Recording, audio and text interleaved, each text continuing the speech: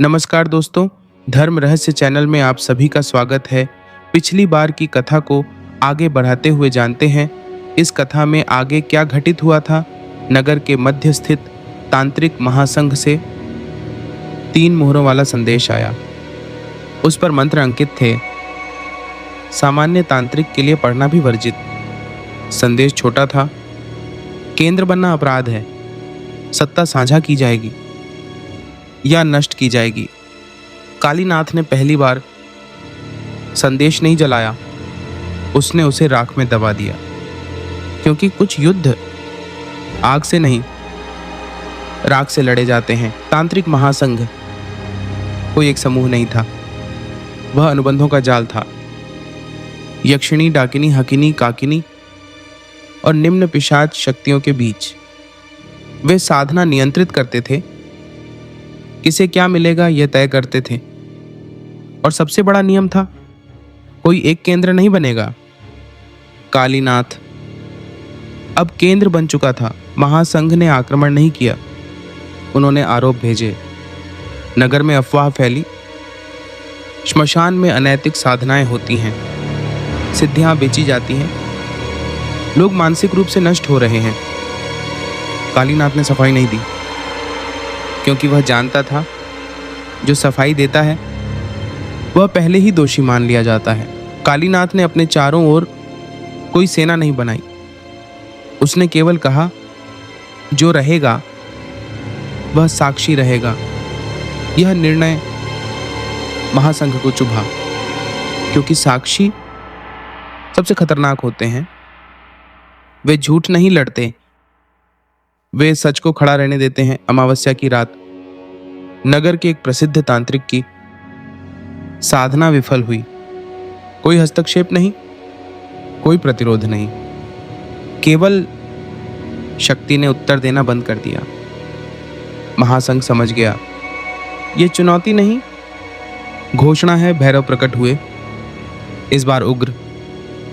उन्होंने कहा, अब यह साधना नहीं, यह युद्ध है, और युद्ध में निर्दोष भी गिरते हैं। कालीनाथ ने पूछा, तो क्या मैं पीछे हटूं? भैरव का उत्तर कठोर था, अब पीछे हटना भी पतन होगा।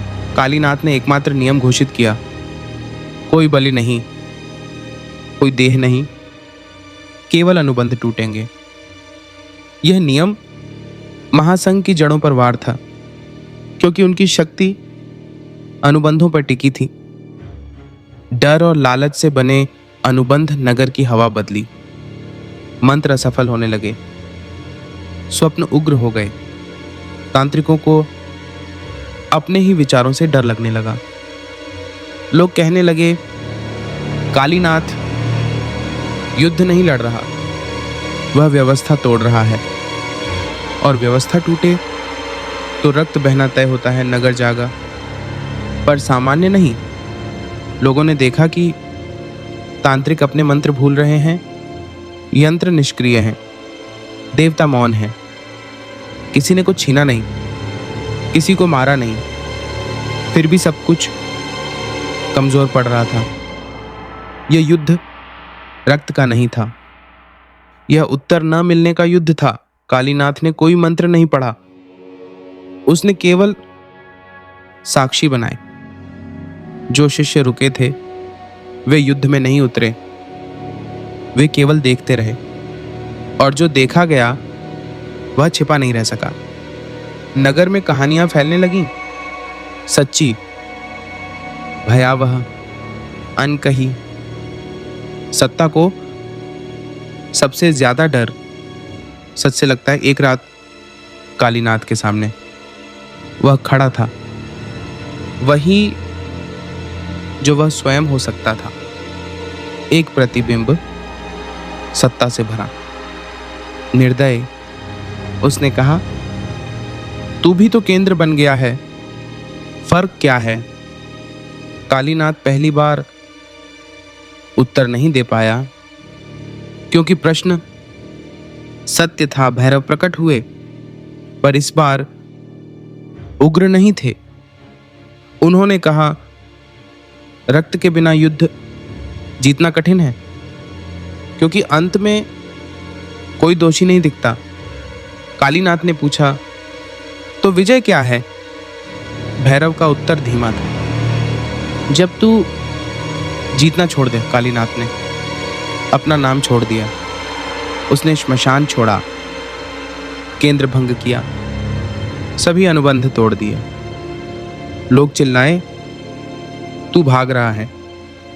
कालीनाथ ने कुछ नहीं कहा, क्योंकि वह जानता था जो सत्ता छोड़ देता है वही सबसे बड़ा खतरा बन जाता है। केंद्र न रहा, शत्रु न रहा, महासंघ के पास लड़ने को कुछ न बचा।